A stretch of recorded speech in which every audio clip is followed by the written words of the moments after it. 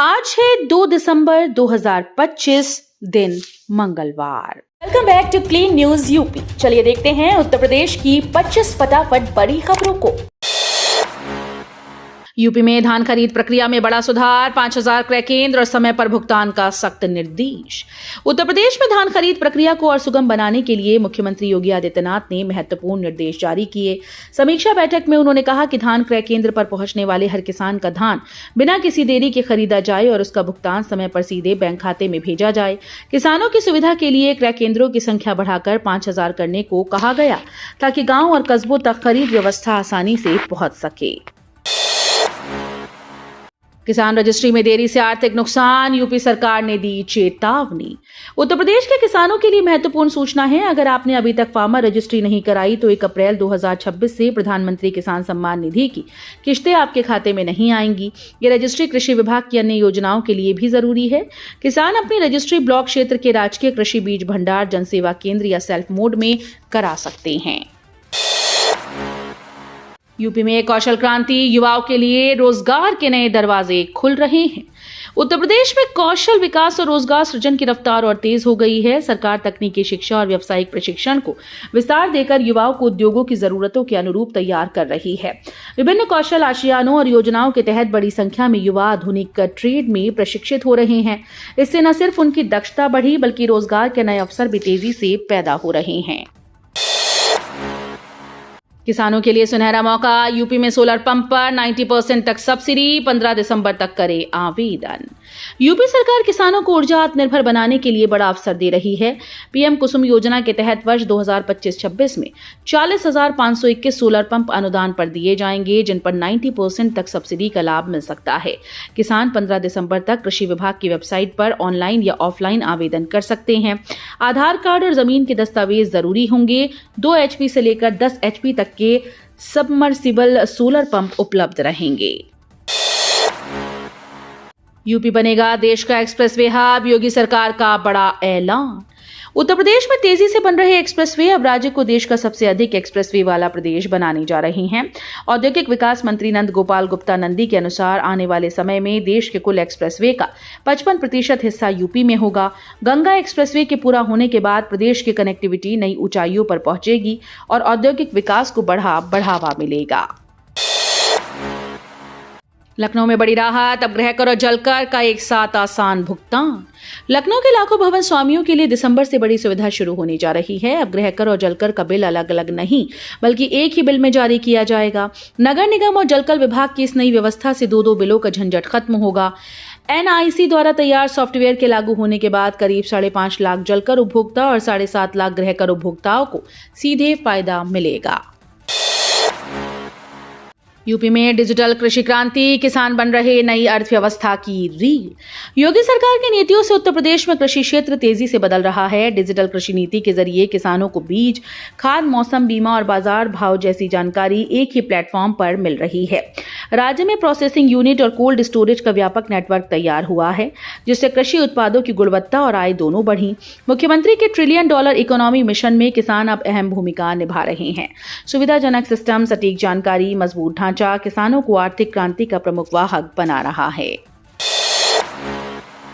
CM योगी का सख्त निर्देश, पीड़ितों की समस्याओं पर स्थानीय स्तर पर तुरंत कार्रवाई। जनता दर्शन के दौरान मुख्यमंत्री योगी आदित्यनाथ ने प्रदेश भर से आई पीड़ितों की समस्याएं सुनी और त्वरित समाधान का भरोसा दिया। उन्होंने जिलों में तैनात सभी वरिष्ठ पुलिस अधिकारियों को निर्देशित किया कि शिकायतों का निपटारा स्थानीय स्तर पर तुरंत और संवेदनशीलता के साथ किया जाए।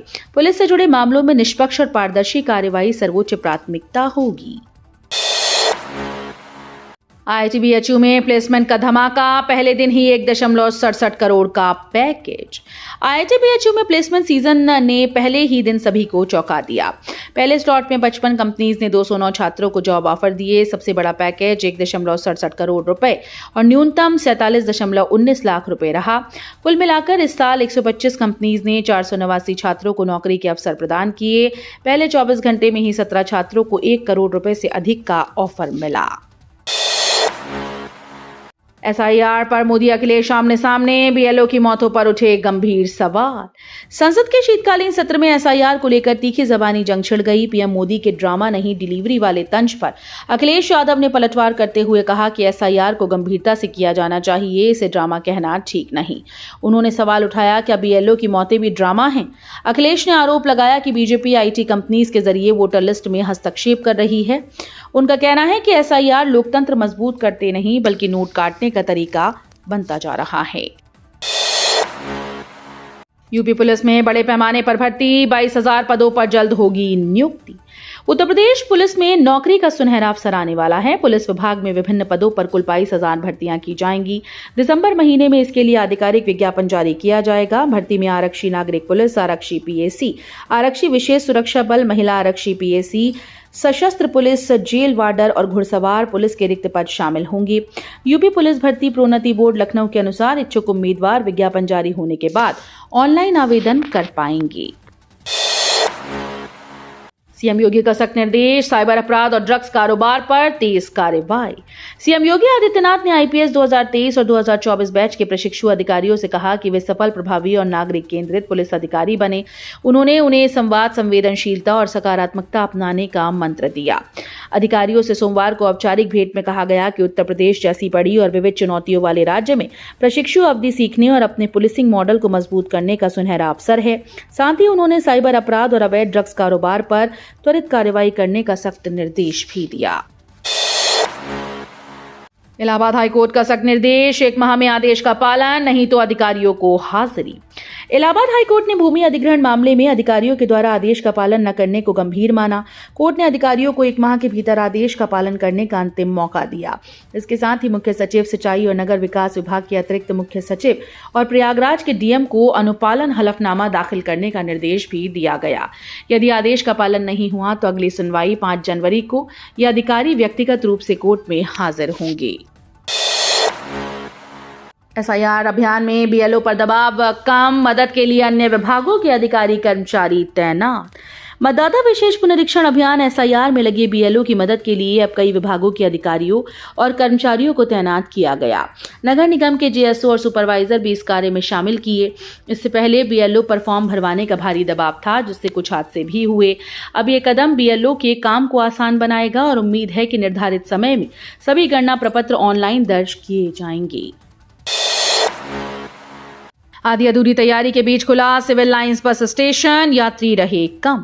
सिविल लाइंस बस स्टेशन का पुनर्विकास कार्य शुरू होने के बाद यूपी रोडवेज ने सोमवार 1 दिसंबर से बसेस का संचालन सीएमपी डिग्री कॉलेज के सामने विद्या वाहिनी मैदान से शुरू कर दिया। हालांकि स्टेशन पर आधी अधूरी तैयारी दिखाई दी। अनाउंसमेंट सिस्टम नहीं है और यात्री शेड छोटा, जिससे बस में एक बार सिर्फ 25 से 30 यात्री ही बैठ सकते हैं। बाकी यात्रियों को खड़े होकर बस का इंतजार करना पड़ रहा है। बलरामपुर में एमडीएम घोटाला। यूपी के बलरामपुर में मिड डे मील घोटाले का चौंकाने वाला मामला सामने आया। मदरसा संचालक मोहम्मद अहमदुल कादरी के 3 खातों में करीब 8 करोड़ रुपए डाले गए, जिनमें से 2 खातों से लगभग 7 करोड़ एमडीएम के भुगतान के तौर पर निकाले गए। जांच में पता चला कि डीसी ने बीएसए और टास्क फोर्स के सामने अभिलेखों में हेरफेर की, साथ ही गैर सहायता प्राप्त मदरसों के बच्चों का नामांकन कर सुनियोजित भ्रष्टाचार को अंजाम दिया। लखनऊ में 1,13,758 बिजली डिफॉल्टर, नोटिस घर, दुकान, कार्यालय तक पहुंचेगा। लखनऊ में 1,13,758 बिजली डिफॉल्टर चिन्हित किए गए, जिन पर कुल 842 करोड़ रुपए की देनदारी है। इनमें 72,748 उपभोक्ता ऐसे हैं जिन्होंने बिजली इस्तेमाल की लेकिन बिल नहीं चुकाया, जबकि 41,010 उपभोक्ता बिजली चोरी के मामलों में पकड़े गए। बिजली पावर कॉरपोरेशन ने बकाया निपटाने के लिए बिल राहत योजना भी शुरू की। सोमवार से इन डिफॉल्टर्स के घर, दुकान, कार्यालय में नोटिस भेजने का काम शुरू कर दिया गया है। ये कदम बकाया वसूली और बिजली चोरी रोकने के लिए उठाया गया। टीबी मरीजों के लिए महीने भर पदयात्रा, पोषण और मदद पहुंचाएंगे केजीएमयू अधिकारी। केजीएमयू के deputy nursing superintendent Pradeep Gangwar TB मरीजों के लिए 1 महीने तक शहर के बाजारों में पदयात्रा करेंगे। इसका उद्देश्य मरीजों को पोषण युक्त आहार और जरूरी मदद उपलब्ध कराना है। इस दौरान उन्होंने 1 महीने का अर्जित अवकाश लिया। अभियान में सहयोग के लिए व्यापार मंडल के अध्यक्ष संदीप बंसल को भी शामिल किया गया। गंगवार के अनुसार टीबी मरीजों में से 78% कमजोर आर्थिक वर्ग से आते हैं। शिक्षा सेवा चयन आयोग का अध्याचन पोर्टल तैयार, दिसंबर में शुरू होने की उम्मीद। उत्तर प्रदेश शिक्षा सेवा चयन आयोग का नया अध्याचन पोर्टल तैयार हो गया है। एनआईसी की ओर से आयोग को पोर्टल उपलब्ध कराए जाने के बाद इसका ट्रायल आयोग और उच्च शिक्षा निदेशालय में शुरू कर दिया गया। प्रक्रिया पूरी होने के बाद दिसंबर में पोर्टल के औपचारिक रूप से शुरू होने की उम्मीद है। ये पोर्टल आयोग की भर्ती परीक्षा के लिए आवेदन प्रक्रिया को सरल और पारदर्शी बनाएगा। यूपी बोर्ड परीक्षा 2026। यूपी बोर्ड ने 10वीं और 12वीं परीक्षा 2026 के लिए 7,448 प्रस्तावित परीक्षा केंद्रों की सूची जारी की, जिसमें सरकारी गैर सरकारी सहायता प्राप्त स्कूल शामिल हैं। माध्यमिक शिक्षा बोर्ड ने 71 परीक्षा केंद्रों की सूची भी जारी की। प्रधानाचार्य 4 दिसंबर शाम 5 बजे तक किसी भी आपत्ति को ईमेल या आधिकारिक पोर्टल पर दर्ज करा सकते हैं। फाइनल सूची 30 दिसंबर को जारी होगी। बोर्ड परीक्षा 18 फरवरी से 12 मार्च तक 2 पालियों में आयोजित की जाएगी। यूपी में प्रॉपर्टी खरीद होगी सुरक्षित, योगी सरकार ला रही title based registry system. Uttar Pradesh में प्रॉपर्टी खरीदने वालों को धोखाधड़ी और फर्जीवाड़े से राहत मिलने वाली है। योगी सरकार ने राज्य भर में रजिस्ट्री के नियम बदलने का फैसला किया है। अब रजिस्ट्री डॉक्यूमेंट पर भरोसा नहीं बल्कि टाइटल बेस्ड सिस्टम लागू होगा। इसका मतलब है कि किसी भी संपत्ति की बिक्री से पहले सरकार ये जांच करेगी कि बेचने वाला व्यक्ति वास्तविक मालिक है या नहीं। इस बदलाव से धोखाधड़ी के मामले कम होंगे और खरीद बिक्री की प्रक्रिया पहले से ज्यादा सुरक्षित, पारदर्शी और भरोसेमंद बनेगी। यूपी में एडेड जूनियर हाई स्कूल लिपिकों का ग्रेड पे बढ़ाया गया, वेतन में होगा फायदा।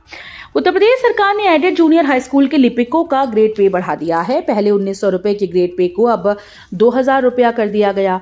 इस फैसले से राज्य के हजारों लिपिकों को करीब 3,000 रुपए तक का आर्थिक लाभ मिलेगा। सरकार का ये कदम कर्मचारियों के मनोबल और उनकी वित्तीय स्थिति को मजबूत करने की दिशा में महत्वपूर्ण माना जा रहा है। खादी महोत्सव 2025 में 3.20 करोड़ की रिकॉर्ड बिक्री, पिछले साल से 42% अधिक। लखनऊ के केंद्रीय संस्कृत विश्वविद्यालय में आयोजित 10 दिवसीय खादी महोत्सव 2025 ने इस बार नया रिकॉर्ड बनाया। धागे से धरोहर तक थीम वाले आयोजन में कुल बिक्री 3.20 करोड़ तक पहुंची, जो पिछले साल की 2.25 करोड़ की तुलना में लगभग 42% अधिक है। अंतिम दिन स्टॉल पर सबसे अधिक भीड़ रही। खादी वस्त्र, हर्बल उत्पाद, जूट, हस्तशिल्प और माटी कला ने ग्राहकों का ध्यान खींचा। यह महोत्सव स्थानीय कारीगरों के लिए आय और खादी उत्पादों के प्रचार प्रसार का महत्वपूर्ण अवसर साबित हुआ। सूर्य घर योजना, घर पर सोलर प्लांट लगवाएं, सरकार दे रही आसान लोन। प्रधानमंत्री सूर्य घर मुफ्त बिजली योजना घर, दफ्तर, दुकानों को 24 घंटे रोशन रखने का मौका दे रही है।